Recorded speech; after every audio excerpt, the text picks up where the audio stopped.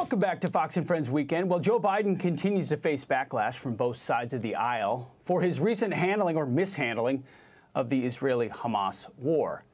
With over 24 House Democrats writing yesterday to National Security Advisor Jake Sullivan, quote, "Public disputes with our critical ally only emboldens our mutual enemies, including Hamas, Hezbollah, the Houthis, and other Iranian-backed proxies, and makes a hostage agreement even harder to achieve."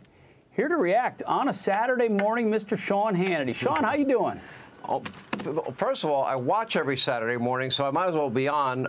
Thank you for the invitation. It's great to be here. You know, I will tell you, we're going to look back, and I'm going to tell you something, Pete. This is a moment in history that is not a proud one for the U.S.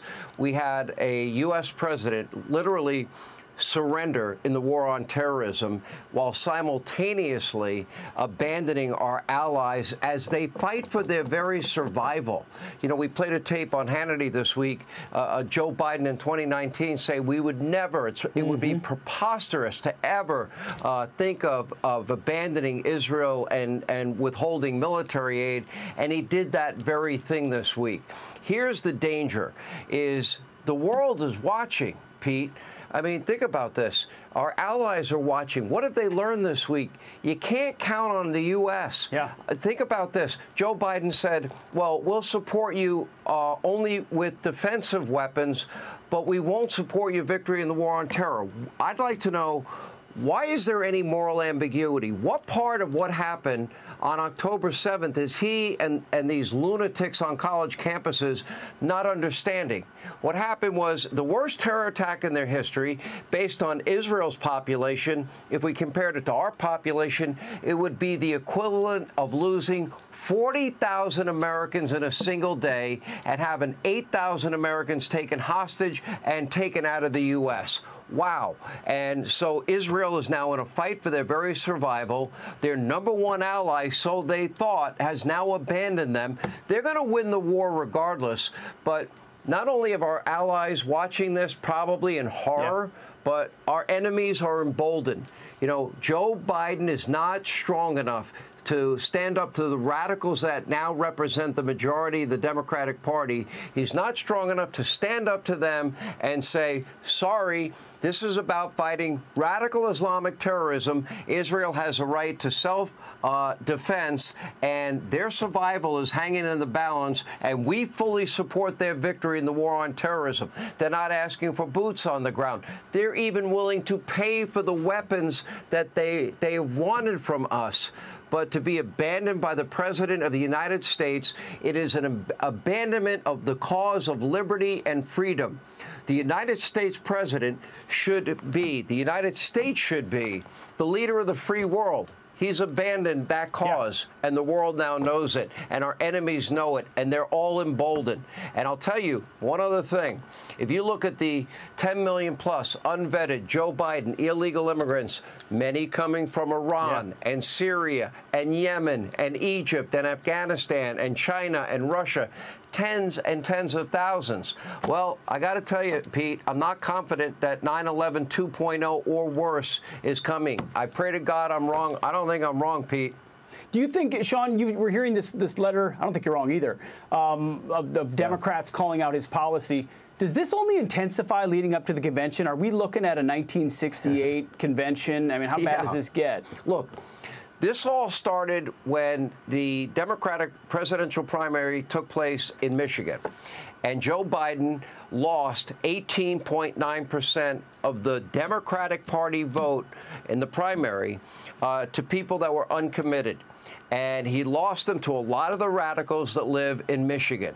It scared the hell out of him. It scared the hell out of Democrats. Then they lost 50,000 votes in Wisconsin, another 40,000 in Pennsylvania, 3 states that could very likely determine the outcome of the 2024 election in 177 days.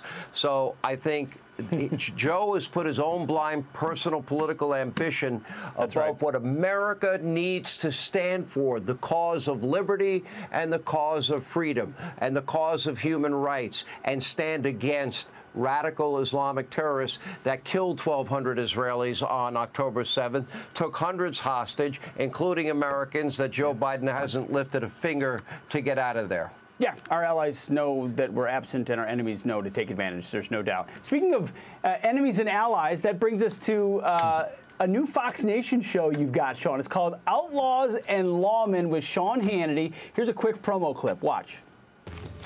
Dolan and his allies soon force a showdown with Billy the Kid and the regulators. Dolan's posse of corrupt lawmen and hired guns corner the regulators inside a house in the town of Lincoln. The battle rages for 5 days. Sean, this must have been fun to put together. You know, I love John Wayne movies. I love Westerns. Love Yellowstone. I love Clint Eastwood. I love all of this stuff. Here's the cool part. I said yes. I said I'm going to, push through my comfort zone. I am so glad that I did because, and this was a collaborative effort. The team was amazing. It was like a movie shoot. We shot this, Pete, on the set of where Tombstone, one of my favorite, movies of all time, where that was shot. So that was a really cool experience for me. And in the process, I thought I knew a lot about Pat Garrett and Billy the Kid and Butch Cassidy and the Sundance Kid. I thought I knew a lot. In the process, I learned a lot. But here's what I really learned. All of those Americans, the pioneers, the individualists that we admire on shows like Life Below Zero or Deadliest Catch. I mean, really tough, rugged people. Those people that made the perilous journey out west, not leaving everything they knew behind in hope of a better life, and those people that wanted to take it all from them, the outlaws, and then these incredible lawmen that rise to the occasion, and their stories are phenomenal. It's a 4-part series. I'm so proud it debuted with really high numbers on Fox Nation, #1 on Wednesday. I hope people this weekend can watch it. I love doing it. I learned a lot. And the team that I work with were phenomenal. They put together a really, really good series that I'm very proud to be a small part of. And I really enjoyed doing it. It was a lot of fun. I find that every time, Sean, anytime you undertake one of these series on Fox Nation, I end up learning. And as a viewer, you'll learn the same right along with Sean Hannity. Catch Outlaws and Lawmen on Fox Nation. It's available right now. Let's keep it at #1. Sean Hannity, thanks for joining us on a Saturday morning. We appreciate it. Anytime. Pete, love the show. Watch every weekend. Thank you. Likewise. We watch you every night. Take care. I'm Steve Doocy. I'm Brian Kilmeade. And I'm Ainsley Earhart. And click here to subscribe to the Fox News YouTube page to catch our hottest interviews and most compelling analysis.